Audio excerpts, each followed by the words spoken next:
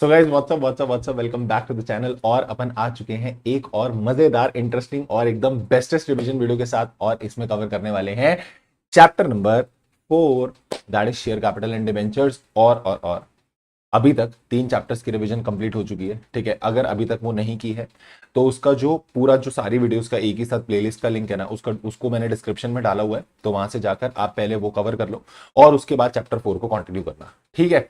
एक चीज और ध्यान रखना, दोबारा से बोल दे रहा हूं कि for the purpose of this revision and everything we have created a WhatsApp group, और उसका लिंक भी इसी डिस्क्रिप्शन में दिया हुआ है। ठीक है, तो वो लिंक के थ्रू व्हाट्सएप ग्रुप को ज्वाइन कर लेना, सो दैट की जो भी इंफॉर्मेशन है वो आपको मिलती रहे, लाइक कि कोई लाइव सेशन है या कोई नोट्स हैं या फिर कोई क्वेश्चन आंसर का सेशन रखना है या फिर कुछ और भी इंफॉर्मेशन शेयर करनी है, तो वो शेयर करने के लिए आप उसको व्हाट्सएप ग्रुप को ज्वाइन कर लेना। ठीक है।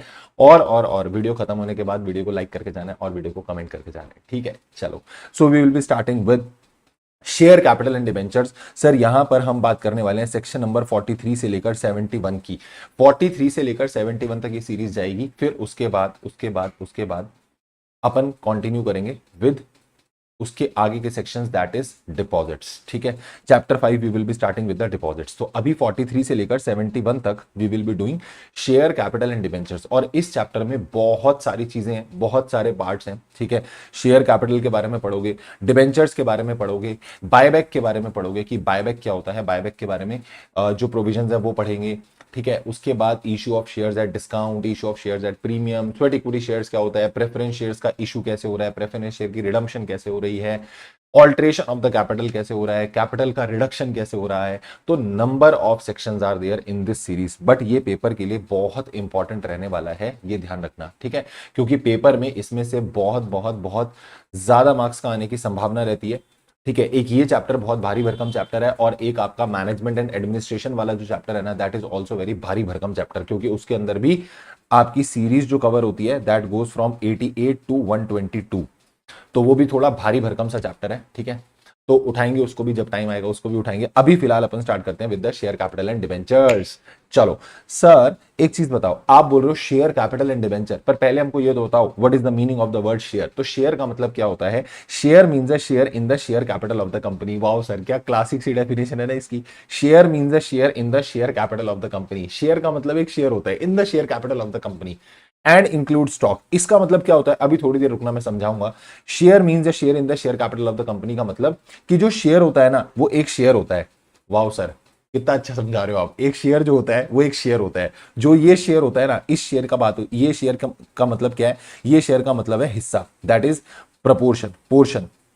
अपन बोल रहे हैं जो शेयर होता है, शेयर वो कंपनी की टोटल शेयर कैपिटल में से एक छोटा सा, सिर्फ एक हिस्सा होता है, एक छोटा सा पार्ट होता है। That portion, that part is called a share and include stock. अब इसको समझने के लिए ना थोड़ा अपने को नोट्स पे जाना पड़ेगा कि सर हमको क्या बोलना चाह रहे हैं। What is the meaning of the word share and what is the meaning of the word stock.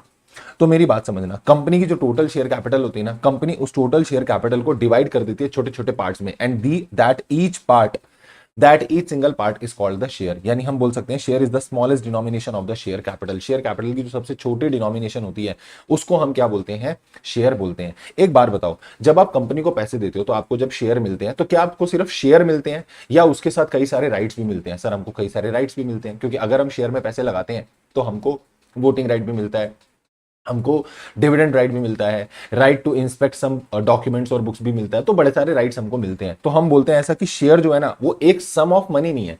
It is not just a sum of money, rather it is the bundle of rights. और ऐसे ही decide हुआ था in the case law of new London Brazilian bank versus Brocklebank. और इसके अंदर यही decide हुआ था कि जो शेयर होता है वो शेयर सिर्फ एक सम ऑफ मनी नहीं होता sir, it is the bundle of right. अब सर एक बात बताओ, लास्ट में लिखा था share means the share in the share capital of the company and include stock. तो स्टॉक का मतलब क्या होता है? तो आपको एक बात बताऊं, शेयर को ना, कैपिटल को रिप्रेजेंट करने के अपने पास दो तरीके होते हैं। एक, या तो आप उसको शेयर की फॉर्म में रिप्रेजेंट कर लो, या फिर आप उसको टोटल ऐसा लमसम कैपिटल स्टॉक की फॉर्म में रिप्रेजेंट कर लो। ठीक है, आगे चलकर, आज तो नहीं, आज तो मैं भी लगता है हम उस सेक्शन पर नहीं पहुंच पाएंगे। अगले सेशन में जब उस सेक्शन के बारे में बात कर रहे होंगे तो आई लेट यू नो कि होगा क्या।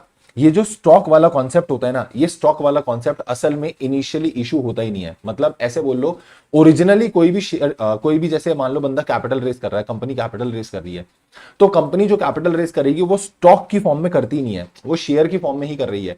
लेटर ऑन जाकर वो शेयर को ही कन्वर्ट कर दिया जाता है इनटू द कैपिटल, या फिर कैपिटल स्टॉक को कन्वर्ट कर दिया जाता है into the share. What I am saying is, या तो शेयर्स को ही कन्वर्ट करके किस में कन्वर्ट कर देते हैं, कैपिटल स्टॉक में, दिस इज स्टॉक, या तो शेयर्स ही कन्वर्ट होते हैं स्टॉक में, या स्टॉक फिर कन्वर्ट हो जाता है शेयर में। इनिशियली स्टॉक इशू होता ही नहीं है, ओरिजिनली स्टॉक नहीं इशू होता, ठीक है। बट थोड़ा सा अंतर अगर मैं बताना चाहूं कि दोनों में क्या सीन रहता है, तो शेयर वाले केस में क्या होता है, फॉर एग्जांपल एक कंपनी की शेयर कैपिटल है 10 लाख, तो कंपनी उसको नंबर ऑफ शेयर्स में रिप्रेजेंट करेगी, और जो बंदा कंपनी के शेयर खरीदेगा उसको कंपनी शेयर सर्टिफिकेट देगी। क्या देगी, share certificate, unless and until कि वो डीमैट में शेयर्स नहीं खरीद रहा। अगर डीमैट में खरीदेगा, ऑनलाइन में शेयर खरीदेगा, फिर थोड़ी उसको शेयर सर्टिफिकेट मिलेगा, क्योंकि ऑनलाइन में शेयर सर्टिफिकेट का कोई कॉन्सेप्ट नहीं होता, ठीक है। बट अगर अगर अगर कंपनी अपनी कैपिटल को स्टॉक की फॉर्म में रिप्रेजेंट करती है, तो अगर आप कैपिटल को स्टॉक की फॉर्म में रिप्रेजेंट करते हो, तो आपको शेयर सर्टिफिकेट ना देकर आपको एक स्टॉक सर्टिफिकेट दिया जाएगा। यानी वहां पर कोई ऐसा नंबर ऑफ शेयर्स नहीं होंगे, वहां पर सीधा सीधा ऐसा लिखा रहेगा कि आपने टोटल इतने कैपिटल स्टॉक का कंट्रीब्यूशन दिया है, आपने इतना इन्वेस्ट करा है, ठीक है। बट मैं फिर बोल रहा हूं, कंफ्यूज ना होना शेयर कैपिटल और स्टॉक कैपिटल में, क्योंकि share capital is the only prevalent form. आपने आज तक जो रियल लाइफ में देखा होगा, हमेशा आपने देखा होगा कि सर मैंने तो हमेशा ऐसे ही देखा है, और ये शेयर की फेस वैल्यू होती है, हमने तो हमेशा ऐसे ही देखा है, तो हमने भी हमेशा ऐसे ही देखा है, ठीक है।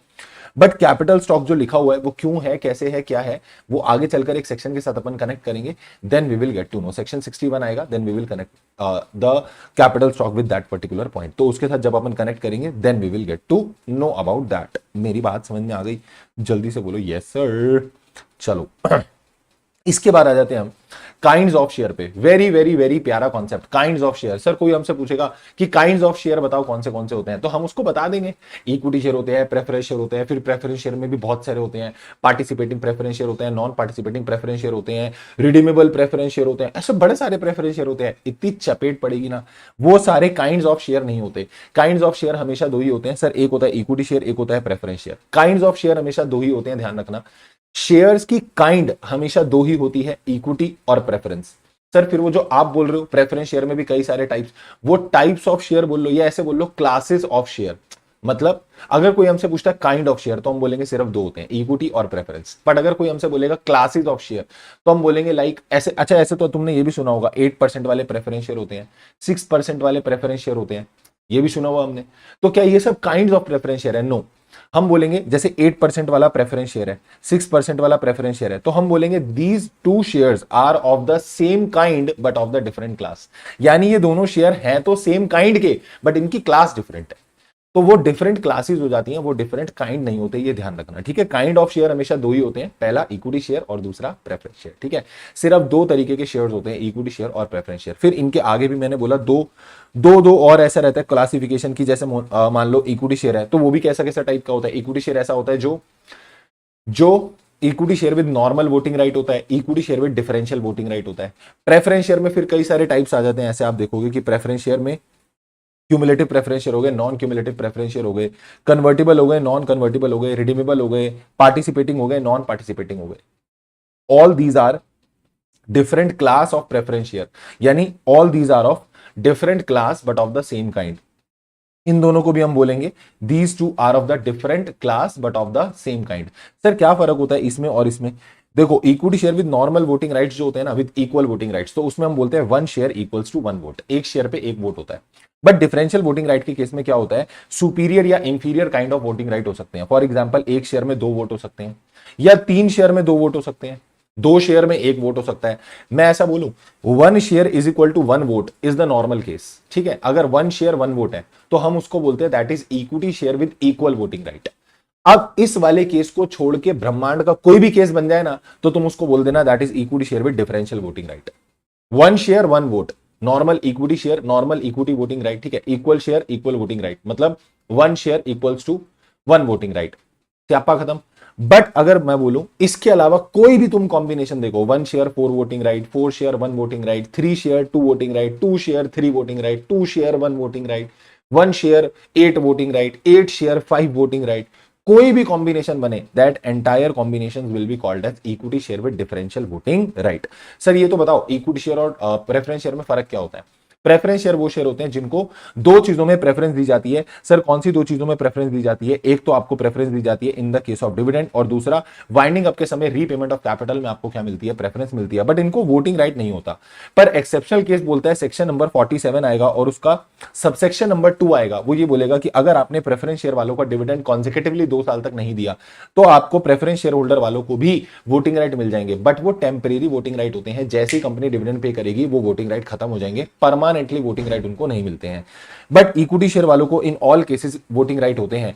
बट ऐसा बोलो 106 सेक्शन ये बोलता है अगर इक्विटी शेयर होल्डर ने कॉल मनी पे नहीं करी तो फिर उसका वोटिंग राइट रेस्ट्रिक्ट हो जाता है। तो मैं एक लाइन बोलता हूं, इक्विटी शेयर वालों को ऑल केसेस में वोटिंग राइट होते हैं बट एक केस में नहीं होते। अगर उसने कॉल मनी फेल कर दी तो उसका वोटिंग राइट रेस्ट्रिक्ट हो जाएगा। प्रेफरेंस शेयर होल्डर वालों को किसी भी केस में वोटिंग राइट नहीं होते हैं बट एक केस में होते हैं।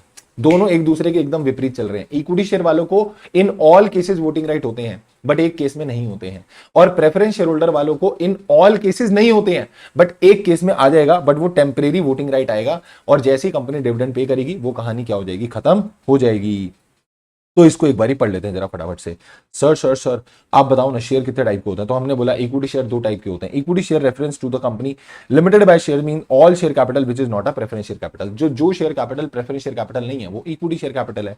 और प्रेफरेंस शेयर कैपिटल जो है वो दो चीजों में प्रेफरेंस कैरी करता है। सर कौन सी दो चीजें? पहला पेमेंट ऑफ डिविडेंड, यानी जब डिविडेंड पे होगा तो उसको पहले मिलेगा, इक्विटी शेयर होल्डर को बाद में मिलेगा।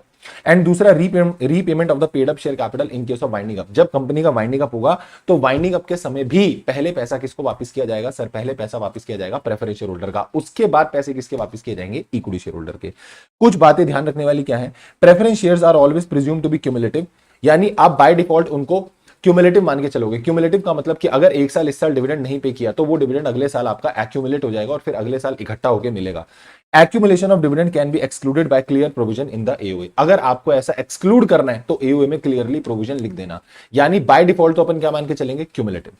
इन the absence of the equity share capital there can not be a preference share capital. Sir मस्त सा एक क्वेश्चन बताओ ना, क्या कोई ऐसी कंपनी हो सकती है जिस कंपनी में प्रेफरेंस शेयर कैपिटल ना हो बस इक्विटी शेयर कैपिटल हो? क्या ऐसा हो सकता है? हाँ। बट क्या सर कोई ऐसी कंपनी हो सकती है जिस कंपनी में इक्विटी शेयर कैपिटल ना हो प्रेफरेंस शेयर कैपिटल हो? नहीं, दिस इज इम्पॉसिबल। सर क्यों क्यों क्यों? ऐसा इसलिए नहीं हो सकता क्योंकि प्रेफरेंस शेयर वालों को प्रेफरेंस होती है ओवर द इक्विटी। इक्विटी से पहले पैसे मिलेंगे किसको? प्रेफरेंस को। तो प्रेफरेंस शेयर होल्डर की प्रेफरेंस है ओवर इक्विटी। तो अगर इक्विटी ही नहीं होगी तो you are having preference over what? आप किस चीज के ऊपर अपनी प्रेफरेंस दिखा रहे हो? अगर इक्विटी ही नहीं है तो ये तो इम्पॉसिबल हो जाएगा कि किसी कंपनी में इक्विटी ना हो और प्रेफरेंस हो। तो यानी कि हर कंपनी में ऐसा हो सकता है कि इक्विटी शेयर कैपिटल है बट प्रेफरेंस शेयर कैपिटल नहीं है। बट ये नहीं हो सकता सर, इम्पॉसिबल टास्क है कि प्रेफरेंस शेयर कैपिटल जो है वो नहीं है, प्रेफरेंस शेयर कैपिटल जो है वो है और इक्विटी शेयर कैपिटल नहीं है। ऐसा होना पॉसिबल नहीं है। प्रेफरेंस शेयर होल्डर में also participate in the equity pool post the preferential entitlements. मतलब जो इनको प्रेफरेंशियल एंटाइटलमेंट्स मिलनी थी, जो इनको प्रेफरेंस शेयर होल्डर के क्योंकि ये प्रेफरेंस शेयर होल्डर है तो इनको as a preference share holder जो मिलना था वो मिल गया। उसके बाद जो बचा तो ये इक्विटी वाले पूल में भी पार्टिसिपेट कर सकते हैं if they are participating preference share. But to find out their rights of participation हमको एओए में देखना पड़ेगा और टर्म्स ऑफ इशू में देखना पड़ेगा कि क्या ये पार्टिसिपेट कर सकते हैं या नहीं कर सकते। If the right to participate in the surplus is not specified in the terms of issue preference share are presumed to be not participating. यानी ये स्कॉटिश इंश्योरेंस कॉर्पोरेशन लिमिटेड वाले केस में डिसाइड हुआ था कि अगर पार्टिसिपेटिंग होगा ना तो वो स्पेसिफाइड होना चाहिए इन द टर्म्स ऑफ इशू। अगर स्पेसिफाइड नहीं होगा तो हम बाय डिफॉल्ट उसे नॉन पार्टिसिपेटिंग मान के चलेंगे। इसके बाद ये मेरा सबसे प्यारा सेक्शन है रूल 4। और विद दिस सेक्शन ये बोलता है कि सर कोई भी कंपनी जो इक्विटी शेयर डीवीआर वाले इशू करती है। व्हाट इज डीवीआर वाले इक्विटी शेयर? डीवीआर का मतलब होता है डिफरेंशियल वोटिंग राइट वाले इक्विटी शेयर। तो अगर कोई कंपनी डिफरेंशियल वोटिंग राइट वाले इक्विटी शेयर इशू करती है तो क्या उसको कुछ कंडीशंस फॉलो करनी पड़ेंगी क्या? हाँ सर, उसको टोटल 7 कंडीशंस फॉलो करनी पड़ेंगी। The company has to follow 7 conditions. अब मेरे साथ एक एक करके पढ़ना कौन कौन सी कंडीशंस आपको फॉलो करनी पड़ेंगी। पहला, अगर आप equity share differential voting right वाले इशू करना चाहते हो तो वो आपको ऑथोराइज्ड होना चाहिए in the articles of association, यानी एओए में उसकी ऑथराइजेशन होनी चाहिए। अगर आर्टिकल्स में ऑथराइज नहीं है तो आप इशू नहीं कर सकते। सर फिर तो इसका मतलब कभी आर्टिकल्स में ऑथराइजेशन हुई नहीं तो हम कभी इशू ही नहीं कर पाएंगे। अरे कौन मना कर रहा है? सेक्शन 14 के हिसाब से जाओ, आर्टिकल्स को ऑल्टर कर लो और आर्टिकल्स ऑल्टर हो गए तो उसके बाद फिर आर्टिकल्स में ये चीज डाल लो और फिर उसके बाद आप ये इशू लेकर आ सकते हो। Share holder approval must be obtained by passing OR, पहले आपको आर्टिकल्स में ऑथराइजेशन चाहिए, फिर दूसरी चीज आपको ओआर पास करना पड़ेगा। तीसरी कंडीशन ये होती है कि जो डीवीआर वाले इक्विटी शेयर्स है ना, इनका वोटिंग राइट कभी भी at any point of time total voting power के 74% से ज्यादा नहीं हो सकता। आप ऐसे बोल लो, जो डीवीआर वाले शेयर्स हैं, equity share with differential voting right, these cannot exceed 74% of the total voting power. इनकी voting power total voting power के 74% से ज्यादा नहीं हो सकती। अगर ऐसा हो गया तो अपने दम पे अकेले एसआर पास करा लेंगे, ये तो बेवकूफी हो जाएगी, बाकी शेयर होल्डर ऐसे मुंह देखते बैठे रह जाएंगे कि हो हमारे साथ ये क्या हो गया। कंपनी ने डिफॉल्ट नहीं किया होना चाहिए, ये लाइन में बड़े लोग फंसते हैं, ध्यान से सुनना। Company has not defaulted in filing the annual accounts and annual return. अगर एनुअल अकाउंट्स की बात करूं तो ये एनुअल अकाउंट्स बेटा आपके फाइल होते हैं अंडर सेक्शन 137 और एनुअल रिटर्न फाइल होती है आपकी 92 में। ये जाएगी आपकी एमजीटी 7 में और ये जाएगा आपका एओसी 4 में। तो अगर आपने पिछले तीनों ही साल दोनों ही चीज का डिफॉल्ट नहीं किया है, then you are eligible to come up with the issue of DVR. दोबारा बोलता हूं, पिछले तीनों ही साल दोनों ही चीज का डिफॉल्ट नहीं होना चाहिए। समझ में आ गई? पिछले तीनों ही साल दोनों ही चीज का डिफॉल्ट नहीं होना चाहिए। The company has not defaulted in filing annual accounts and लिखा है and annual return for 3 financial year preceding the year in which DVR is to be issued. जिस साल में आप डीवीआर इशू करना चाह रहे हो, इससे पिछले तीनों साल आपने इन दोनों चीजों का डिफॉल्ट नहीं किया होना चाहिए। ठीक है, अगर दोनों चीजों का डिफॉल्ट चल रहा है पिछले तीनों ही साल, you will not be eligible to come up with the issue of DVR. Company has no subsisting default. What is subsisting default? Subsisting default का मतलब होता है continuing default. What is subsisting default? Sir subsisting default का मतलब होता है, या continuing भी छोड़ो, इसकी जगह एक और अच्छा वर्ड लिखो, subsisting default का मतलब होता है existing default।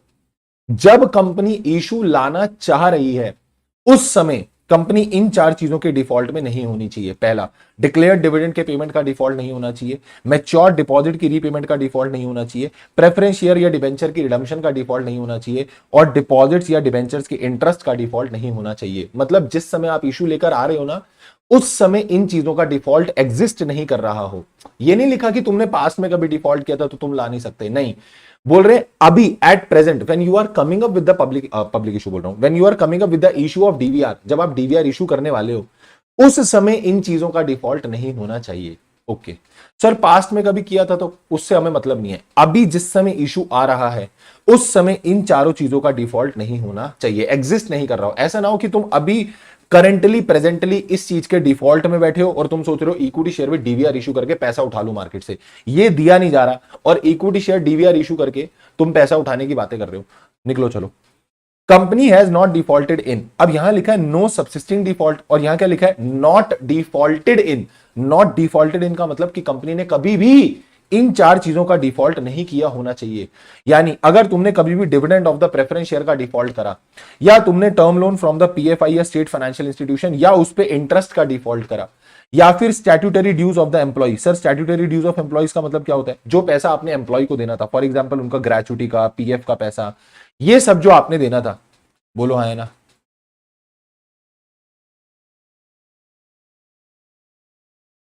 And crediting the amount in IEPF, या फिर कोई पैसा आईईपीएफ में जाना था, ये आपको डिविडेंड वाले चैप्टर में पढ़ाऊंगा कि कोई पैसा आपको ट्रांसफर करना था in the investor education and protection fund.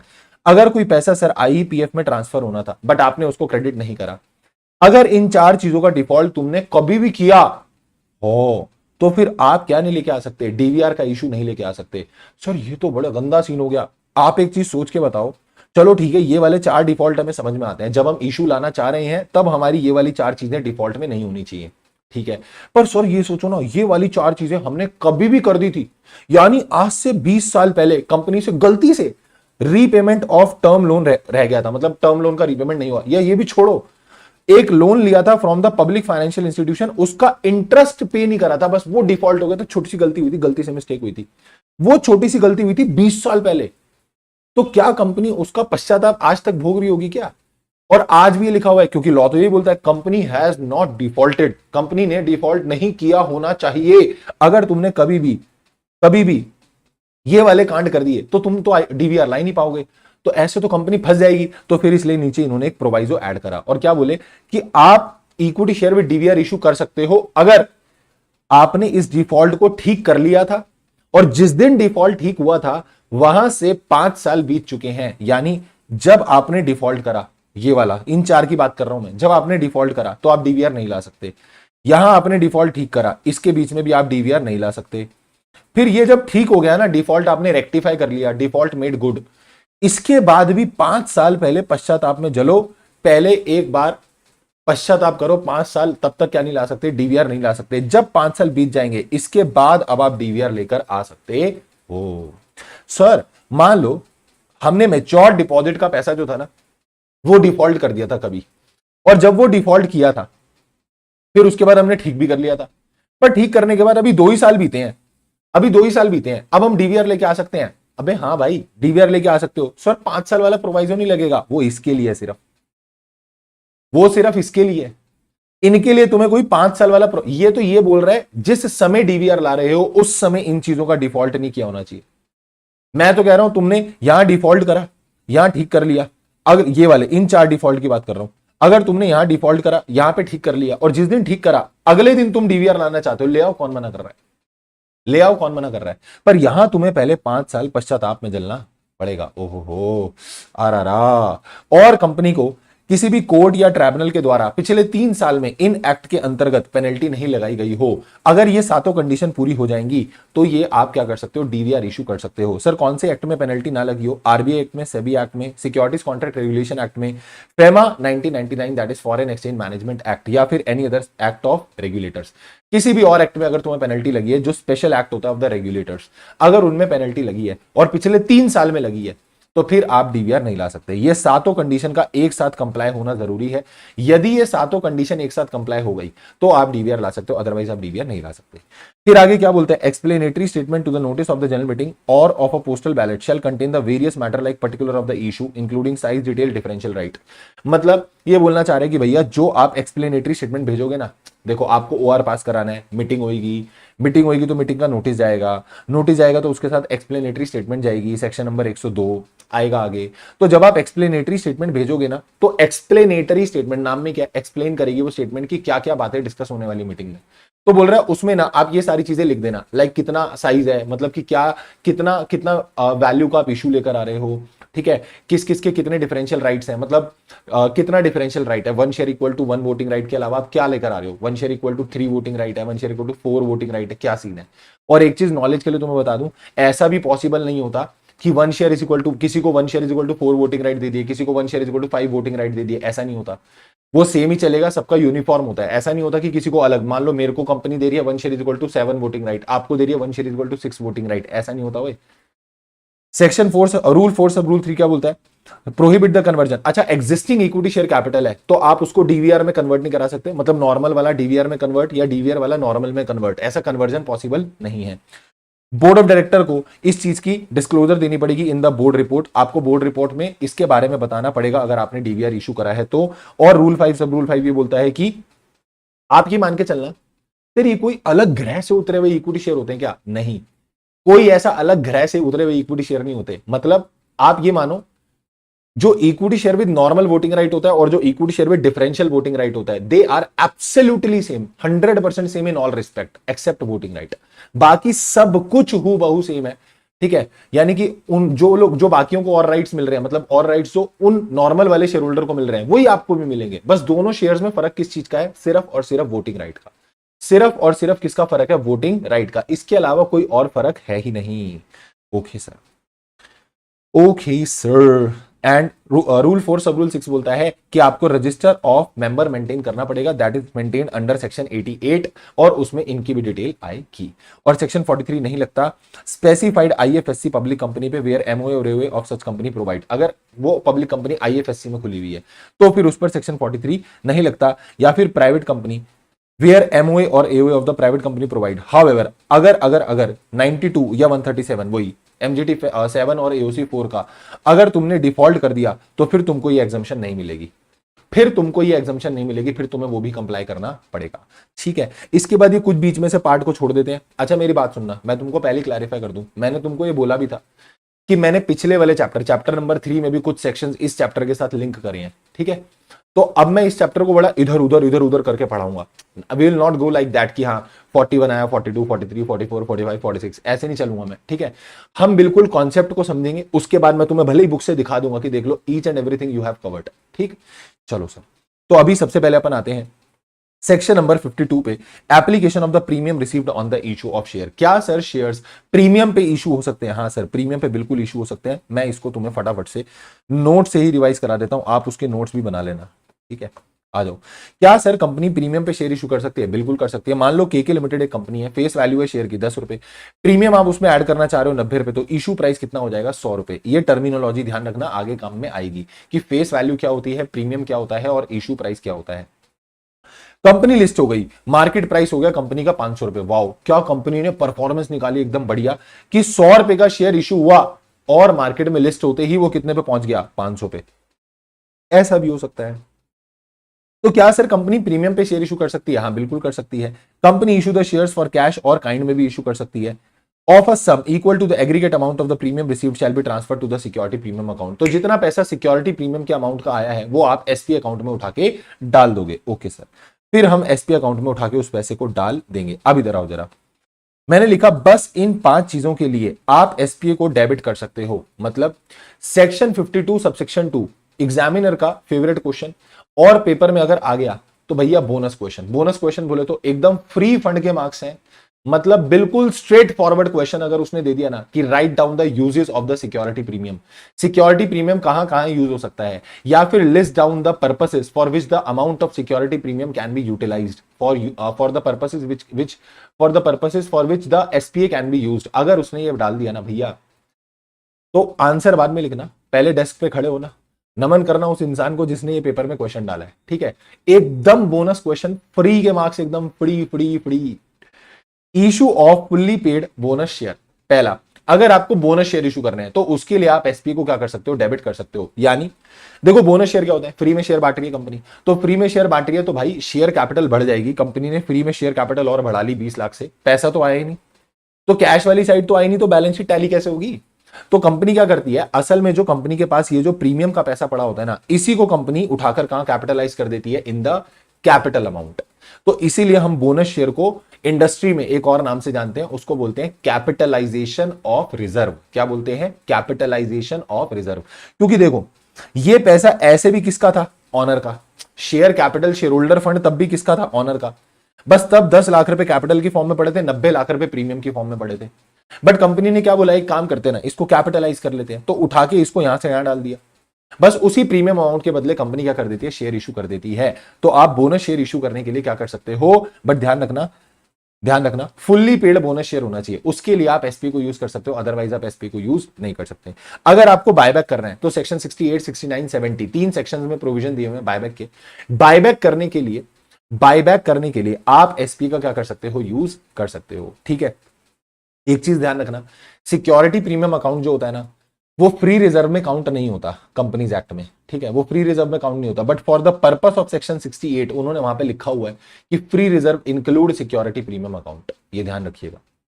For writing of the preliminary expenses, आपके कोई प्री इनकॉर्पोरेशन एक्सपेंसेस थे, कंपनी बनने से पहले के कोई खर्चे थे, और वो खर्चों को आपको राइट ऑफ करना है, तो उसको राइट ऑफ करने के लिए एसपीए से डेबिट कर सकते हो। For writing of the commission paid, अब ये कमीशन कौन सी होती है sir? Under writing commission. Company को डर होता है कि कंपनी ने इशू निकाला, बट हो सकता है कि सामने वाले जो लोग हैं वो कंपनी के शेयर ना खरीदें, और एक कॉन्सेप्ट होता है जिसको बोलते हैं मिनिमम सब्सक्रिप्शन। 90% शेयर्स आपके कम से कम क्या हो जाने चाहिए? सब्सक्राइब हो जाने चाहिए। अगर वो सब्सक्राइब नहीं हुए तो आपका पब्लिक इशू फ्लॉप माना जाता है। तो देन इन दैट केस, अगर ऐसा आपको डर है कि आपको लग रहा है कि हो सकता है 5-10% की वजह से इशू फ्लॉप ना हो जाए, तो आप एक बंदा अपॉइंट करते हो जिसका नाम होता है underwriters. Generally they are banks. आप इनको अपॉइंट करते हो और आप इनको बोलते हो कि भैया हम जो है पब्लिक इशू लेके आ रहे हैं, अगर कुछ शॉर्टफॉल हुआ तो तू संभाल लियो। तो वो संभालने के लिए आपसे क्या लेगा? कमीशन लेगा। और जो वो तुमसे कमीशन लेगा ना for writing of the commission, तो वो कमीशन को राइट ऑफ करने के लिए आप क्या कर सकते हो? एसपी का यूज कर सकते हो।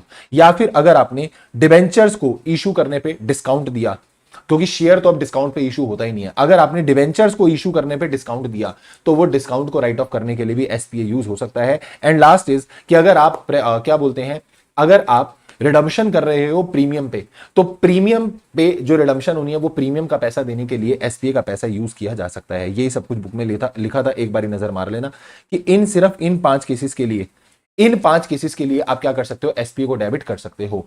ये जो सबसेक्शन 3 है ना, ये अभी रियल लाइफ में एग्जिस्ट नहीं करता, जब आएगा कभी तो देखेंगे। यहां पर क्या लिखा हुआ है, notwithstanding anything contained under subsection 1 और subsection 2 such class of company as may be prescribe. अभी तक कुछ ऐसा प्रिस्क्राइब हुआ नहीं है, कोई सच क्लास ऑफ कंपनी जिनके financial statement AS under section 133 से कंप्लाई करेंगे, वो कंपनी सिर्फ इन 3 पर्पसेस के लिए एसपी को यूज कर पाएंगी, अदरवाइज नहीं कर पाएंगी। और एक चीज ध्यान रखना, मैं फिर बोल रहा हूं, एसपीए फ्री रिजर्व नहीं होता, as it is in the nature of a capital reserve, it is not a free reserve, SPA free reserve नहीं होता। but सेक्शन नंबर 68 बायबैक का जो सेक्शन है, सिर्फ वहां पर वो बोला हुआ है कि free reserve include security premium account, उसमें सिक्योरिटी प्रीमियम अकाउंट भी आएगा, उसके अंदर सिक्योरिटी प्रीमियम अकाउंट भी आएगा। फिर अपन आते हैं सेक्शन नंबर 53 पे। सेक्शन नंबर 53 बोलता है issue of shares at discount. जब पहले वाला एक्ट होता था ना, कंपनीज एक्ट 1956, तो उसमें हम शेयर डिस्काउंट पे भी इशू कर सकते थे, ठीक है, it was allowed to issue the shares on discount. But अभी डिस्काउंट पे शेयर इशू करना मना है, बट उसकी कुछ एक्सेप्शंस हैं। अब वो एक्सेप्शंस क्या है वो हम पढ़ेंगे आगे चल के। फिलहाल आते हैं सेक्शन नंबर 53 पे। सर कोई भी कंपनी जो होगी वो डिस्काउंट पे कभी भी शेयर इशू नहीं करेगी। अगर आपने डिस्काउंट पे शेयर इशू करे भी ना, तो फिर वो क्या हो जाएगा, वॉइड हो जाएगा। यानी अगर अगर अगर अगर कंपनी ने डिस्काउंट पे शेयर इशू कर दिए, तो it shall be considered as a void, एक वॉइड इशू माना जाएगा, हम उसको कंसीडर नहीं करेंगे। बट इसकी एक एक्सेप्शन है, और एक्सेप्शन दी हुई है सेक्शन 53 सबसेक्शन 2A में।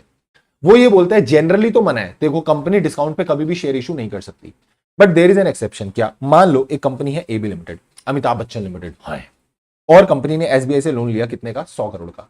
बाद में कंपनी जो थी वो पे नहीं कर पा रही थी लोन, वो डिफॉल्ट में आ गई और बोली कि नहीं नहीं नहीं, हम पे नहीं कर सकते, हमका माफी दे दो, हम पे नहीं कर सकते। अब आप इस लोन के अमाउंट को ना कन्वर्ट कर दो इनटू शेयर, मतलब हम तुम्हें लोन के अमाउंट के बदले ही क्या दे देंगे, शेयर दे देंगे। तो एक बात बताओ, जो एसबीआई होगा वो कम रेट पे शेयर लेना पसंद करेगा या ज्यादा रेट पे शेयर लेना पसंद करेगा? भाई 100 करोड़ का लोन है जो कन्वर्ट हो रहा है into the share capital now, तो ये जो डिनोमिनेटर में जब वैल्यू ऑफ शेयर से डिवाइड करेगा और नंबर ऑफ शेयर्स निकालना चाहेगा कि मुझे कितने नंबर ऑफ शेयर मिलने वाले हैं, तो ये कम रेट पे शेयर कन्वर्ट कराने की कोशिश करेगा या ज्यादा रेट पे शेयर, कम रेट पे।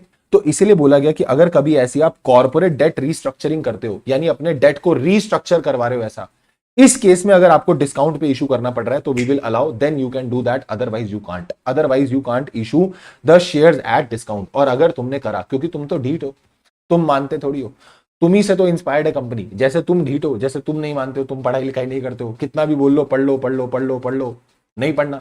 ऐसी ही कंपनी भी हमसे इंस्पायर्ड है। कंपनी बोली जो मना करने को कहा जाएगा भाई तो वही करेगा, और अगर भाई वही करेगा तो फिर भाई जो है वो पेनल्टी भी भरेगा। कितनी पेनल्टी लगेगी, कितना फाइन लगेगा आपके ऊपर? आपके ऊपर सर पेनल्टी आ जाएगी, कंपनी के ऊपर पेनल्टी आएगी, amount equal to whatever you have raised by the issue of share. Discount पे शेयर इशू करके जितना पैसा उठाया वो, या 5 lakh, whichever is less, company को इतनी पेनल्टी देनी पड़ेगी। Each and every officer in default को कितनी पेनल्टी देनी पड़ेगी, पैसा जितना उठाया और 5 lakh, whichever is less. तो सर की फर्क पैदा है, हर एक ऑफिसर डिफॉल्ट पे भी ये पेनल्टी है, कंपनी के ऊपर भी ये पेनल्टी है, एंड साथ ही साथ कंपनी को सारा पैसा रिफंड करना पड़ेगा और साथ में इंटरेस्ट भी देना पड़ेगा 12% पर एनम के हिसाब से। ओ हो, यानी कि सर कंपनी के ऊपर and every officer in default के ऊपर पेनल्टी आ जाएगी। कितनी पेनल्टी आ जाएगी सर? जितना पैसा डिस्काउंट से उठाया वो, मतलब डिस्काउंट पे शेयर इशू करके उठाया वो अमाउंट और 5 लाख रुपए, विच एवर इज लेस, इतना पैसा तो आपको कंपनी को भी देना पड़ेगा एज अ पेनल्टी, और हर ऑफिसर इन डिफॉल्ट को भी देना पड़ेगा as a penalty, plus plus plus plus जितना पैसा उठाया वो वापस भी करो, रिफंड करो, और साथ में इंटरेस्ट भी दो, कितना percent, 12%। Is it clear? Yes sir. इसके बाद अपन आते हैं ओई प्रेफरेंस शेयर पे। अब प्रेफरेंस शेयर के लिए सेक्शन लगता है सेक्शन 55, आराम से समझना, बहुत बड़ा सेक्शन है, देखो एक ही पेज में पूरा चार्ट कवर्ड है। वाओ सर, पॉज करके नोट्स बना लेना अच्छे, ठीक है। प्रेफरेंस शेयर जो है सर, प्रेफरेंस शेयर को कैसे अपन इशू कर सकते हैं और कैसे रिडीम कर सकते हैं, ध्यान से सुनना। Company can not issue irredeemable preference share. पहले तो एक बात दिमाग में डाल लेना, company irredeemable preference share issue नहीं कर सकती। प्रेफरेंस शेयर कभी भी ऐसा इशू नहीं हो सकता कि वो रिडीम ही नहीं होगा, कभी नहीं। Always and always the company has to issue redeemable preference share. पर क्या कंडीशंस हैं वो आपको फॉलो करनी पड़ेंगी as per rule number 9। As per rule number 9 के हिसाब से जो कंडीशन आएंगी वो आपको फॉलो करनी पड़ेगी। क्या क्या? पहला, आर्टिकल में पावर होनी चाहिए। दूसरा, एसआर पास करना पड़ेगा। तीसरा, आपका एग्जिस्टिंग डिफॉल्ट, वही उस समय का ऑनगोइंग डिफॉल्ट नहीं होना चाहिए। किस चीज में? Redemption of the preference share. वही एक बात बता, तू ज्यादा ज्यादा ऐसा हीरो बन रहा है क्या? जो प्रेफरेंस शेयर का तूने पैसा देना है वो तेरे से दिया नहीं जा रहा, वो रिडम्पशन हो नहीं रही है, और तू बोल रहा है दूसरा प्रेफरेंस शेयर और इश्यू करूंगा। तो इधर क्या फुद्दू समझाएगा? Default in the redemption of preference share. चल निकल, प्रेफरेंस शेयर का रिडम्पशन करा नहीं जा रहा और बोल रहे हैं कि प्रेफरेंस शेयर इशू करेंगे। अब payment of dividend on the preference share, वाह, प्रेफरेंस शेयर का डिविडेंड पे नहीं हो रहा, डिविडेंड के पैसे दिए नहीं जा रहे, और बोल रहे हैं प्रेफरेंस शेयर उठाएंगे। पहली फुर्सत में निकल, नहीं इशू कर सकते प्रेफरेंस शेयर। कंपनी को कुछ मैटर्स रेजोल्यूशन में और एक्सप्लेनेटरी स्टेटमेंट में लिखने पड़ेंगे, वो सब इतना घुसने की उसमें जरूरत नहीं है। सेक्शन 88 में आरओएम बनेगा, रजिस्टर ऑफ मेंबर बनेगा, उसमें इनकी भी डिटेल लिखी जाएगी। और अगर कंपनी लिस्टेड है तो फिर ये इशू करने के लिए आपके ऊपर सेबी के रेगुलेशंस भी जो है वो लगेंगी। सर कंपनी जो है कितने साल के लिए प्रेफरेंस शेयर इशू कर सकती है? प्रेफरेंस शेयर का रिडम्पशन मैक्सिमम 20 इयर्स में हो जाएगा, 20 साल के अंदर अंदर प्रेफरेंस शेयर रिडीम हो जाना चाहिए। बट इंफ्रा कंपनीज के लिए 20 साल की जगह 30 साल है, पर उसमें भी एक कंडीशन है। क्या? कि उसके लिए भी कंडीशन है, और वो कंडीशन लिखी है रूल 10 में। और वो कंडीशन क्या बोलती है, सुनना, 21वें साल से एटलीस्ट 10% शेयर्स आपको रिडम्पशन करते जाना है। 21st ईयर से एटलीस्ट 10% शेयर रिडीम करने शुरू कर देना, सो दैट कि तुम्हें ये नहीं बोल रहे कि 20 की जगह तुम्हें सीधा 30 साल मिल गए। ना ना ना ना ना मुन्ना ना, 21वें साल से 10% कम से कम रिडीम करना शुरू कर दियो। 21वें साल में 10% कर दोगे, फिर 22वें साल में 10%, and goes like that to 30 year तक जब पहुंचोगे ना तो पूरा 100% रिडीम हो जाएगा। ठीक है, तो 21वें साल से जरा एटलीस्ट मिनिमम लिखा है, आप 10% से ज्यादा रिडीम करना चाहते हो कर सकते हो, बट मिनिमम 10% तो रिडीम करना पड़ेगा। सर अगर मैं बात करता हूं रिडम्पशन की केसेस की, तो पैसा रिडीम कहां से होगा? तो आप out of profit preference share को रिडीम कर सकते हो, out of the proceeds of issue, यानी कि आप कोई और शेयर इशू करके जो पैसा आएगा उससे रिडम्पशन शेयर का जो है क्या हो गया सर, क्या हो गया, प्रेफरेंस शेयर का रिडम्पशन कर सकते हो। और प्रेफरेंस शेयर जो होने चाहिए रिडम्पशन के समय तभी हो सकते हैं जब वो फुल्ली पेड अप हो, अदरवाइज नहीं। कंपनी जो है इक्विवेलेंट अमाउंट का सीआरआर क्रिएट करेगी। सीआरआर बोले तो कैपिटल रिडम्पशन रिजर्व आपको बनाना पड़ेगा। प्रेफरेंस शेयर जो उनका रिडम्पशन होना है एट द प्रीमियम, तो आप उसको रिडीम कर सकते हो आउट ऑफ प्रॉफिट या फिर एसपीए। और कंपनी अगर मान लो कि प्रेफरेंस शेयर को रिडीम नहीं कर पाती, तो फिर आप एक काम कर सकते हो कि आप उसे रिन्यू करा दो, उसका रोल ओवर करा दो। इसको रोल ओवर भी बोलते हैं। क्या बोलते हैं? रोल ओवर करा दो, यानी कि उसका रिन्यूअल करा दो। बट इसके लिए आपको कंडीशन पास करनी पड़ेगी। क्या condition? Value wise 3/4 preference share holder की कंसेंट लेनी पड़ेगी। अगर 3/4 share holder in the value, मैं बात नहीं कर रहा 100 प्रेफरेंस शेयर होल्डर है जिनके पास 10 लाख के प्रेफरेंस शेयर हैं। I am not talking about कि 75 लोग हां कर दे, ना ना ना ना ना ना ना, इतने लोग हां कर दें जिनके पास 7.5 लाख या उससे ज्यादा की प्रेफरेंस शेयर कैपिटल है। अब चाहे वो एक ही बंदा क्यों ना हो, 75% यानी 3/4 preference share holder in value wise check करना है, नंबर वाइज चेक नहीं करना। एंड एनसीएलटी अप्रूवल ले लेना। अगर ये कंडीशन पूरी हो गई तो ये रोल ओवर हो जाएगा, रिन्यू करा सकते हो।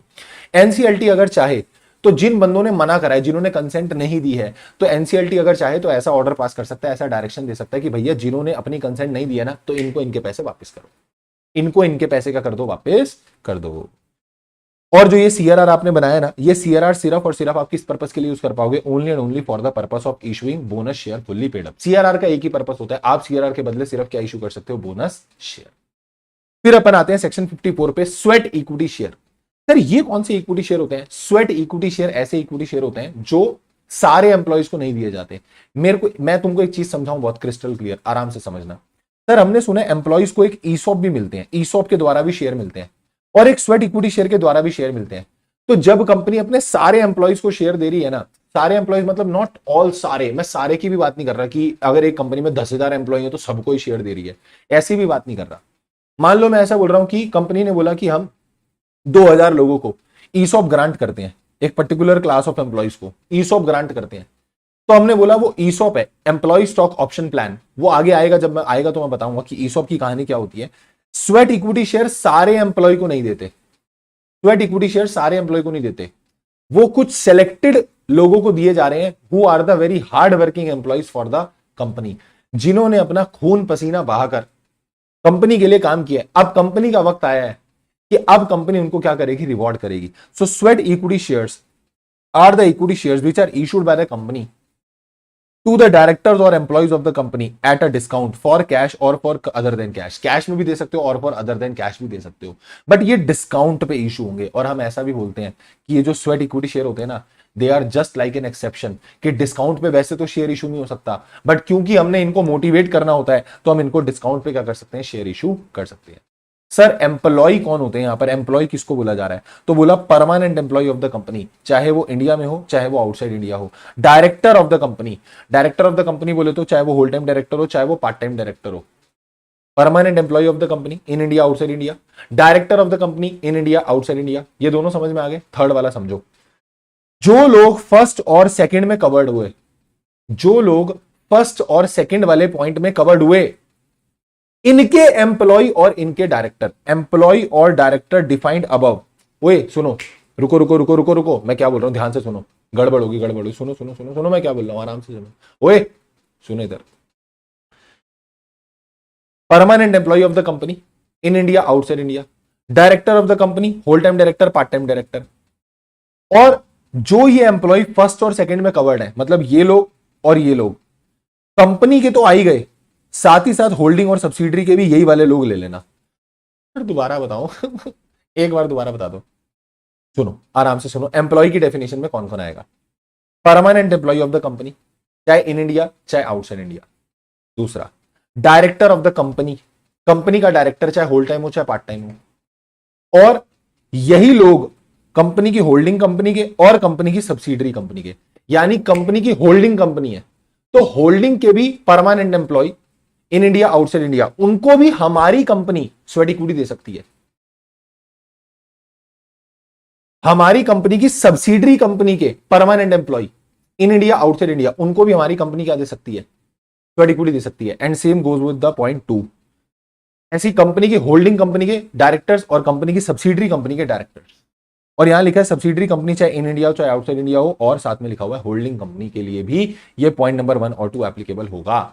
मतलब फिर लास्ट बार बोल रहा हूं, ये एम्प्लॉय की डेफिनेशन में किस किस को कवर किया गया, कंपनी के परमानेंट एम्प्लॉय, कंपनी के डायरेक्टर, और तीसरा बोल रहे हैं जो एम्प्लॉय और जो डायरेक्टर फर्स्ट और सेकंड में डिफाइंड है, यही लोग होल्डिंग के भी और यही लोग सब्सिडरी के भी, इनको भी हमारी कंपनी क्या दे सकती है, स्वेट इक्विटी दे सकती है। यानी our company can give to permanent employee of holding and subsidiary and to directors of the company of holding and subsidiary, इनको भी कंपनी स्वेट इक्विटी दे सकती है। ठीक है, अब आते हैं सर, अगर हमको स्वेट इक्विटी शेयर इशू करने हैं तो क्या क्या कंडीशंस पूरी करनी पड़ेंगी। सबसे पहला, शेयर होल्डर अप्रूवल लेना पड़ेगा by the way of SR, आपको एसआर पास करना पड़ेगा। दूसरा, रेजोल्यूशन में स्पेसिफाई करना, उस रेजोल्यूशन में लिखना क्या, कितने शेयर इशू कर रहे हो, करंट मार्केट प्राइस क्या चल रहा है, एटसेट्रा एटसेट्रा। ऐसी ऐसी कुछ और चटपटी बातें तुमको उसके अंदर लिखनी पड़ेगी। सर कितने स्वेट इक्विटी शेयर इशू कर सकते हैं, इंपॉर्टेंट, ये लिमिट अच्छे समझना। अगर लिस्टेड कंपनी का केस है, लिस्टेड कंपनी का केस है, अभी लिमिट बताता हूं कितनी आएगी। लिस्टेड कंपनी का केस है तो पहले तो ये सुनो कि जो स्वेट इक्विटी शेयर है लिस्टेड कंपनी के केस में आपके ऊपर सेक्शन 54 तो लगेगा, साथ में सेबी की एक रेगुलेशन होती है, सेबी एसबीईबी रेगुलेशन। एसबीईबी का मतलब होता है share based employee benefit regulation, share based employee benefit regulation 2021। तो उन रेगुलेशन के हिसाब से आप क्या कर सकते हो, आप स्वेट इक्विटी शेयर इशू कर सकते हो। बट अनलिस्टेड कंपनी का केस है तो फिर आपको कंपनीज एक्ट और रूल्स फॉलो करने होंगे, आपके ऊपर सेबी की रेगुलेशन नहीं लगेगी। तो सर अभी तो फिलहाल हम कंपनीज एक्ट पढ़ रहे हैं ना, हम सिक्योरिटी लॉ तो पढ़ नहीं रहे, तो हमको एसबीबी रेगुलेशन नहीं पढ़नी, पर हमको रूल तो पढ़ना पड़ेगा। अब सुनना, right limitation restriction provision as are applicable to the equity share shall rank pari passu with the sweat equity share. ये क्या बोल रहा है भैया, ये बोल रहा है कि जो स्वेट इक्विटी शेयर है ना वो सेम वैसा ही इक्विटी शेयर होता है जैसा बाकी इक्विटी शेयर होते हैं, सारे राइट सारी लिमिटेशन सारे रेस्ट्रिक्शन सारे प्रोविजन एकदम हूबहू सेम जैसे बाकी इक्विटी शेयर पे लगते हैं वैसे स्वेट इक्विटी पे भी लगेंगे, ये कोई अनोखा शेयर नहीं है। ओके, पारी पासु का मतलब होता है ऑफ द सेम रैंक और ऑफ द इक्वल रैंक, मतलब दोनों का दर्जा एकदम बराबर है। अब रूल 8 क्या बोलता है, रूल 8 कुछ कंडीशंस बोलता है। पहला, जो आप ये एसआर पास करने की बातें कर रहे हो ना, ये एसआर वैलिड रहेगा for the purpose for the period of only 12 month, सिर्फ 12 महीने तक ये एसआर वैलिड रहेगा। यानी 12 महीने तक जहां एसआर पास हुआ उसके 12 महीने के अंदर अंदर स्वेट इक्विटी शेयर अलॉट कर देना, नहीं करे तो दोबारा से एसआर पास करना पड़ जाएगा, जो पहला वाला एसआर था वो इनवैलिड हो जाएगा। ओ, लिमिट कितनी है, this is very very important, this is actually very very important. Sir कितनी लिमिट है, एक फाइनेंशियल ईयर में आप 15% of the paid up equity share capital या 5 करोड़ की face value whichever is higher के स्वेट इक्विटी शेयर इशू कर सकते हो। दोबारा बोलो मेरे साथ, दोबारा बोलो। एक साल में कितने स्वेट इक्विटी शेयर इशू हो सकते हैं? 15% of the paid up equity share capital और फेस वैल्यू वाइज 5 करोड़, दोनों में से जो हायर आएगा उतनी वैल्यू के प्रेफरेंस शेयर, उतनी वैल्यू के स्वेट इक्विटी शेयर आप एक साल में इशू कर सकते हो। और ओवरऑल आप इशू ही कितने कर सकते हो? Total paid up equity share capital का 25%। ध्यान रखना इक्विटी शेयर कैपिटल है, प्लीज प्लीज प्लीज ये ध्यान रखिएगा, ठीक है? प्लीज प्लीज प्लीज ये ध्यान रखिएगा।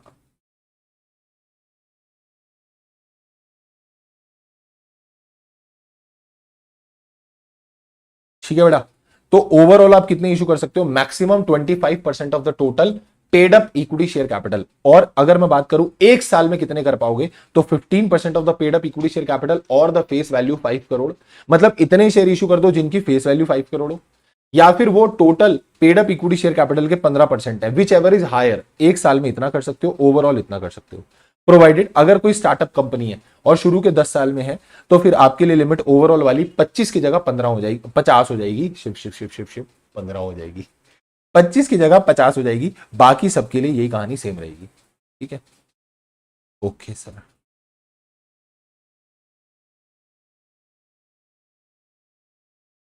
ठीक है सर, आगे आएंगे।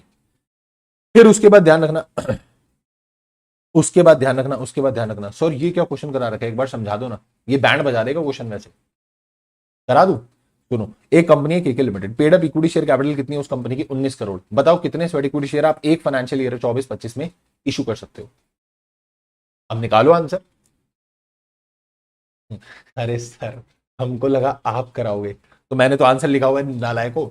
तुम इसका आंसर निकाल के बताओ कि 19 करोड़ की अगर paid up equity share capital, बहुत चंटोला वैसे तुमको ऐसा लगता है पटर पटर पटर पटर बोलता चला जाए, बोलता चला जाए, बोलता चला जाए, है ना?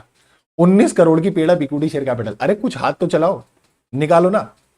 ये बोल रहा है एक साल में इतने इक्विटी शेयर इशू कर सकते हो, स्वेट इक्विटी शेयर, और ओवरऑल इतने कर सकते हो, ठीक है? तो मैं बोल रहा हूं 19 करोड़ की paid up equity share capital है, तो कंपनी 2024-25 में कितने के स्वेट इक्विटी इशू कर पाएगी?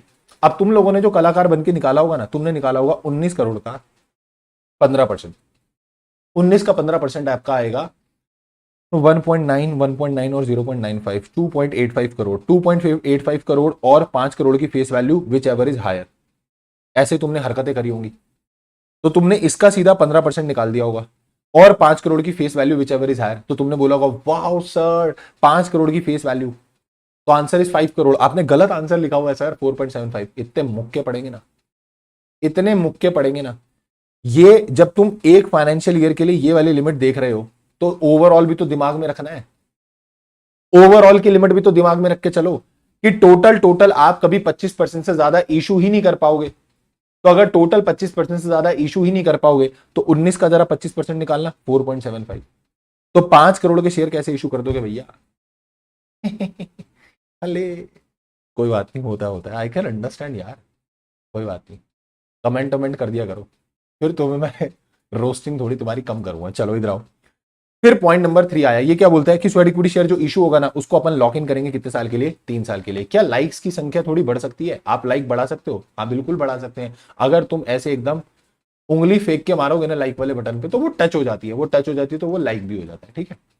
Sweat equity share, sweat equity share, इसको आपको लॉक इन रखना पड़ेगा कितने साल के लिए? 3 साल के लिए। 3 साल तक इसको लॉक इन रखना पड़ेगा, ठीक है? From the date of allotment. जो प्राइस, अच्छा किस प्राइस पे आप इशू कर सकते हो? उस प्राइस पे जो डिटरमाइन करेगा कौन? Registered valuer. रजिस्टर्ड वैल्यूअर जो होता है वो वैल्यूएशन करेगा, उस प्राइस पर इसको निकाला जाएगा, मतलब इशू किया जाएगा।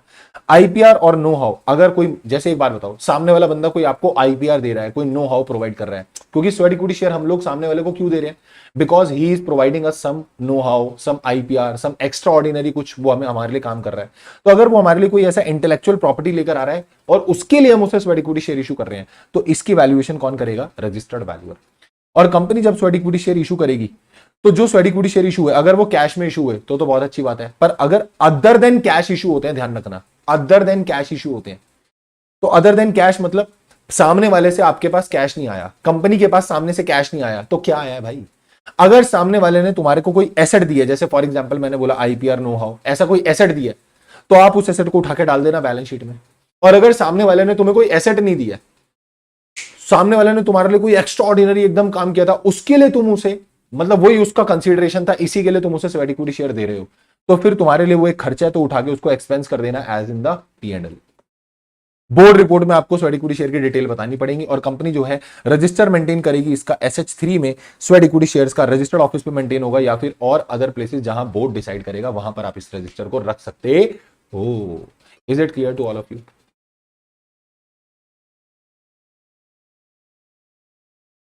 Done done done done, yes sir.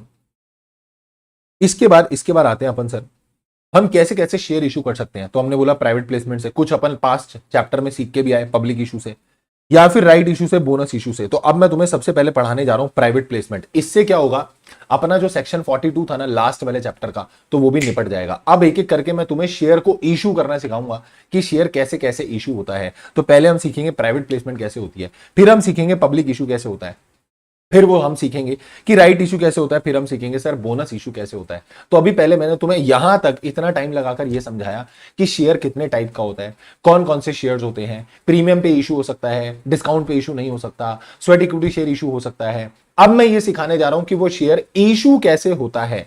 ध्यान रखिएगा, प्राइवेट कंपनी जो होती है वो प्राइवेट प्लेसमेंट लेकर आ सकती है, पर पब्लिक इशू नहीं ला सकती। पब्लिक कंपनी दोनों ला सकती है, प्राइवेट प्लेसमेंट भी और पब्लिक इशू भी। अब आ जाओ फटाफट से प्राइवेट प्लेसमेंट पे। मैंने यहां लिखा भी हुआ है, बुक में आपको ये चैप्टर नंबर 3 में मिलेगा, क्योंकि ये प्रोस्पेक्टस एंड अलॉटमेंट वाली सीरीज का सेक्शन है, बट मैं यहां पढ़ा रहा हूं, उसकी कुछ वजह है, ठीक है। सो प्राइवेट प्लेसमेंट, और साथ में आपको रूल 14 भी जो है वो फॉलो करना पड़ेगा of the prospectus and allotment of security rules, क्योंकि ये वाला सेक्शन बार बार बोल रहा हूं वो वाली सीरीज का है। तो इसके लिए जो रूल लग रहा है यहां पे, ऐसे दिमाग मत खपाना कि सर यहां पर तो शेयर कैपिटल रूल्स होने चाहिए थे, तो आपने पास रूल्स क्यों लिखे हुए हैं, prospectus and allotment of security rule क्यों लिखा हुआ है? क्योंकि मेरे बेटे, क्योंकि मेरे बच्चे, ये जो सेक्शन है ना, ये सेक्शन कौन सी वाली सीरीज का है? प्रोस्पेक्टस वाली सीरीज का है, ठीक है। Okay sir, okay sir.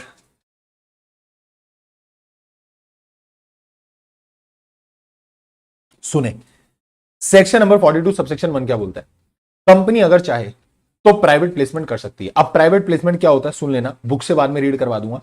Private placement एक फाइनेंशियल ईयर में एग्रीगेट 200 ऑफरीज को, 200 लोगों को सिक्योरिटी ऑफर करते हो तो वो प्राइवेट प्लेसमेंट बन जाएगा। In one financial year aggregate अगर 200 लोगों को सिक्योरिटी ऑफर करते हो तो वो प्राइवेट प्लेसमेंट बन जाएगा। देखो, अगर असल डेफिनेशन पढ़ाऊं तो असल तो ये है, सेक्शन में तो लिखा ही ये कि एग्रीगेट 50 तक को कर सकते हो, 50 से ज्यादा को करा वो पब्लिक इशू बन जाता है। 50 तक को कर सकते हो, ये मैंने तुम्हें बेसिक्स वाली क्लास में ही पढ़ाया था वैसे ऑलरेडी। 50 तक को कर सकते हो, या फिर और हायर नंबर एज में भी प्रिस्क्राइब, जो रूल में प्रिस्क्राइब होगा, और रूल में प्रिस्क्राइब्ड है 200। तो मैं सीधा एक साथ 200 क्यों बोल रहा हूं? क्योंकि रूल में 200 लिखा हुआ है, तो कंफ्यूज मत होना। सेक्शन में तो 50 लिखा है, सर ने बोला 200, सर गलत पढ़ा रहे हैं, ऐसा कुछ भी नहीं है, ठीक है। सेक्शन में क्या लिखा हुआ है, सेक्शन में क्या लिखा हुआ है मैं तुमको दिखाई देता हूं, एक बार इधर आओ। अरे रे अरे ये क्या, ला ला ला ला, ये देखो, private placement shall be made only to a selected group of person who have been identified by the board of director. Number of identified person shall not exceed 50। 50 से ज्यादा नहीं होना चाहिए, सेक्शन तो ये बोलता है। और हायर नंबर एज में भी प्रिस्क्राइब्ड, और रूल में कितना प्रिस्क्राइब्ड है? 200। तो अपन रियल लाइफ में कितना बोल देते हैं? 200। ओके, वापस आओ। तो एक साल में आप एग्रीगेट 200 लोगों को अगर सिक्योरिटी ऑफर करते हो तो हम बोलेंगे भैया ये प्राइवेट प्लेसमेंट है। अगर 200 से ऊपर चला गया तो जैसे ही 200 से ऊपर जाएगा तो वो क्या हो जाएगा? Public issue. तो अगर 50% को इक्विटी शेयर ऑफर करे, प्राइवेट प्लेसमेंट है, फिर 70 को और करे, प्राइवेट प्लेसमेंट है, फिर 80 को और करे, प्राइवेट प्लेसमेंट है, क्योंकि सर अभी तक 200 एक्सीड नहीं हुआ है। अब सुनना, एक फाइनेंशियल ईयर में 150 लोगों को डिबेंचर ऑफर करे, प्राइवेट प्लेसमेंट है। अगले साल फिर 180 लोगों को डिबेंचर ऑफर करे, प्राइवेट प्लेसमेंट है। अभी कोई पब्लिक इशू नहीं है। फिर यहां सुनना, एक फाइनेंशियल ईयर में 2000 लोगों को इक्विटी शेयर ऑफर करे, पर खरीदे सिर्फ 140 लोगों ने, प्राइवेट प्लेसमेंट है या पब्लिक इशू? सर 2000 लोगों को ऑफर करा है, 140 नहीं तो खरीदा है सर, 200 तक तो अलाउड था ना, तो ये तो प्राइवेट प्लेसमेंट होना चाहिए था, पब्लिक इशू कैसे हो गया? अबे नालायक, ऊपर लिखा था एक फाइनेंशियल ईयर में एग्रीगेट 200 लोगों को ऑफर कर रहे हो, ऑफर कर दिया ना, अगर 200 से ज्यादा तो वो पब्लिक इशू हो जाएगा। अब वो खरीदे ना खरीदे तुम्हारी सिरदर्दी नहीं है। 200 लोगों तक को ऑफर करना तो वो प्राइवेट प्लेसमेंट है, 200 से ज्यादा को ऑफर कर दिया ना, अगर अगर उनको ऑफर कर दिया 200 से ज्यादा को तो वो पब्लिक इशू है। अब चाहे उसमें खरीदे 2 लोग, उससे मतलब नहीं है। ऑफर 200 से ज्यादा को नहीं जाना चाहिए। लैंग्वेज पढ़ लो लॉ की, मैंने अपना लॉ थोड़ी बना रखा है। Private placement shall be made only to selected group of person who have been identified by the board of director. Number of identified person shall not exceed 50 or such a higher number as may be prescribed. Okay. आप उनको private placement करोगे अगर 200 से ज्यादा को, तो फिर वो क्या बन जाएगा? Public issue. Okay sir. अच्छा, एक फाइनेंशियल ईयर में 120 लोगों को इक्विटी शेयर ऑफर करे, 130 लोगों को डिवेंचर ऑफर करे, तो ये पब्लिक इशू है या प्राइवेट प्लेसमेंट है? सर दिस इज बड़ा बड़ा प्राइवेट प्लेसमेंट, क्योंकि हर सिक्योरिटी के लिए अलग अलग 200 देखे जाते हैं। फिर मैंने बोला प्राइवेट प्लेसमेंट आपको मैक्सिमम कितने लोगों तक अलाउड है? 200 लोगों तक। पर इन 200 के लिमिट में 2 लोग नहीं आएंगे, पहला क्यूआईबी और दूसरा जिन एम्प्लॉइज को ईसॉप में शेयर दोगे उनको काउंट हमें नहीं करना। यानी अगर मैंने बोला 500 लोगों को आप ऑफर कर रहे हो, इसमें से 300 ऑफरी आपके एम्प्लॉई हैं जिनको ईसॉप दोगे और 200 ऑफरी अदर है, तो फिर 200 वाले यही वाले काउंट हो रहे हैं। ये लोग तो लिमिट में काउंट ही नहीं हो रहे, यानी एक तरीके से हम इनको काउंट ही नहीं कर रहे, हम तो सिर्फ इन्हें देख रहे हैं। और ये लिमिट कितने तक है? 200 तक। तो फिर ये क्या बन जाएगा? Private placement. ये बन जाएगा प्राइवेट प्लेसमेंट। कंपनी सर जब प्राइवेट प्लेसमेंट करेगी तो कंपनी को एक offer letter cum application form issue करना होता है in the rule as per rule 14 in the form PS4। तो कंपनी जब प्राइवेट प्लेसमेंट लेकर आएगी ना, तो कंपनी एक private placement offer letter cum application, पपोल का पता नहीं क्या नाम बोलेंगे इसको, public private placement offer letter cum application form issue करेगी इन द फॉर्म PS4, जिसके द्वारा वो लोग क्या करेंगे? अप्लाई करेंगे। और ये इशू किया जाएगा उन आइडेंटिफाइड पर्सन को। पता है क्या होता है? यहां पर बोर्ड आइडेंटिफाई करता है कि हमको किन लोगों को प्राइवेट प्लेसमेंट देनी है, और उन आइडेंटिफाइड पर्संस को ये इशू किया जाता है, और उनका नाम जो है ना वो लिख लिया जाता है, उनका नाम और एड्रेस रिकॉर्ड कर लिया जाता है कंपनी के द्वारा। वो अभी बताऊंगा किस फॉर्म में रिकॉर्ड करते हैं। This is issue to the identified person whose names and addresses are recorded by the company। Board ने जिन लोगों को आइडेंटिफाई किया था कि हम इन सेलेक्टेड ग्रुप ऑफ पर्संस को प्राइवेट प्लेसमेंट देना चाहते हैं, तो बस हम उन्हीं को प्राइवेट प्लेसमेंट देंगे, उनको ये ऑफर लेटर इशू किया जाएगा इन द फॉर्म PS4। और ध्यान रखना, इस फॉर्म के अंदर राइट ऑफ रिनंसिएशन नहीं होता। मतलब आपके पास ये राइट है, सपोज मैं वो सिलेक्टेड ग्रुप ऑफ पर्सन हूं, मैं वो पर्सन हूं जिसको बोर्ड ने आइडेंटिफाई करा है कि करण सर को क्या देंगे? करण सर को प्राइवेट प्लेसमेंट देंगे, ठीक है। बट मैं चाहता हूं कि मैं तुम्हारे फेवर में, मेरे इतने प्यारे प्यारे बच्चे हैं, मैंने बोला बच्चे मतलब वो वाले बच्चे नहीं हुए, बच्चे मतलब स्टूडेंट्स, ठीक है।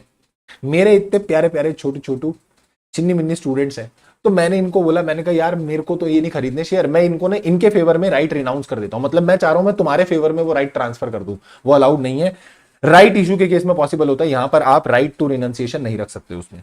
जो आइडेंटिफाइड पर्सन होंगे विलिंग टू सब्सक्राइब, वो अप्लाई करेंगे कंपनी को इन द एप्लीकेशन फॉर्म, और साथ में एप्लीकेशन मनी भी भेजेंगे। भाई खाली एप्लीकेशन फॉर्म कोई भेजोगे, खाली लिफाफा कोई भेजोगे, अंदर उसके अंदर थोड़ा लिफाफे का वजन बढ़ा के भेजना, उसके द्वारा पैसे भेज देना। चेक से भेज सकते हो, डिमांड ड्राफ्ट से भेज सकते हो, या फिर भीम UPI इलेक्ट्रॉनिक किसी भी अदर बैंकिंग चैनल से भेज सकते हो, पर रोकड़ा नहीं चलेगा, कैश में मत भेजना। Company does not utilize the application money so raised unless the return of allotment is filed to ROC। जब आप ये अलॉटमेंट करते हो ना, तो आपको रिटर्न ऑफ अलॉटमेंट फाइल करनी होती है टू द ROC, और इसको मैं कनेक्ट करूंगा विद सेक्शन 39 सबसेक्शन 4। ये भी याद रखना, ये वाला पॉइंट आपका कनेक्ट होगा सेक्शन 39 सबसेक्शन 4। सेक्शन 39 अलॉटमेंट का सेक्शन है, और वो भी मैंने तुम्हें 3rd चैप्टर में रिवाइज नहीं कराया था। सेक्शन 39 सबसेक्शन 4 बोलता है जब भी आप रिटर्न अलॉटमेंट करो ना, तो आपको एक रिटर्न ऑफ अलॉटमेंट फाइल करनी होती है 30 दिन के अंदर अंदर। पढ़वा दूं क्या ये भी? जब आप अलॉटमेंट करते हो ना, तो ये एक स्टैंडर्ड रूल है that when you do allotment, तो एज पर 39 सबसेक्शन 4 आपको रिटर्न ऑफ अलॉटमेंट फाइल करनी होती है ROC के पास in the form PS3 within 30 days. In every case, whenever you do any allotment of share, so as per 39 subsection 4, you have to file a return of allotment to the ROC in the form बेटा जी PAS3। कितने दिन के अंदर? 30 दिन के अंदर। तो हर case में स्टैंडर्ड रूल है 30 दिन के अंदर आपको रिटर्न ऑफ अलॉटमेंट फाइल करनी होगी इन द फॉर्म PS3। पर तुम्हें पता है प्राइवेट प्लेसमेंट के केस में ये रिटर्न तो जाएगी, पर ये 30 दिन में नहीं जाएगी, 15 दिन में जाती है।